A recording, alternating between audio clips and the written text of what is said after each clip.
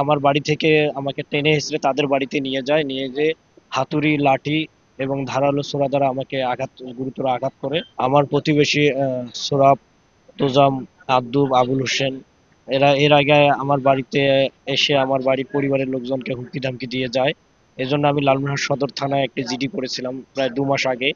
এর এই ধারাবাহিকতায় আহ, গতকাল রাত্রে আমাকে ফোন দিয়ে বিভিন্ন হুমকিমূলক কথা বলে, এবং আজকে যখন রাত্রে আমি যখন বাড়ি থেকে বাইর হই, ওরা উৎপীড়িত ছিল এবং আমাকে নিয়ে ওই আসামিদ্বয় আমাকে তা আহ, আক্রমণ করে এবং আমার বাড়ি থেকে আমাকে টেনে হিঁচড়ে তাদের বাড়িতে নিয়ে যায়, নিয়ে যেয়ে হাতুড়ি, লাঠি এবং ধারালো ছোরা দ্বারা আমাকে গুরুতর আঘাত করে।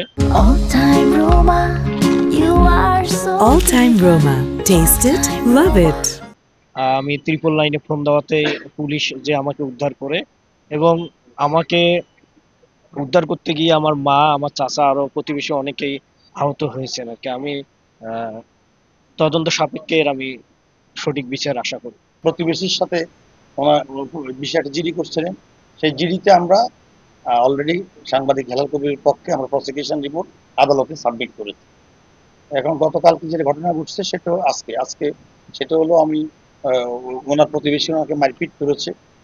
সেই মারপিটের কারণে তাৎক্ষণিকভাবে সংবাদ পেয়ে আমি ঘটনাস্থলে পুলিশ পাঠাইছি, এবং উনি মারাত্মক ইনজিওর্ড হয়ে উনি সদর হসপিটালে ভর্তি আছেন, তাকে আমরা দেখতে গিয়েছি। তার প্রতিপক্ষের লোকজন সদর হসপিটালে ভর্তি হয়েছে। উনি মামলা দিলে আমরা আইনানুগ ব্যবস্থা গ্রহণ করি।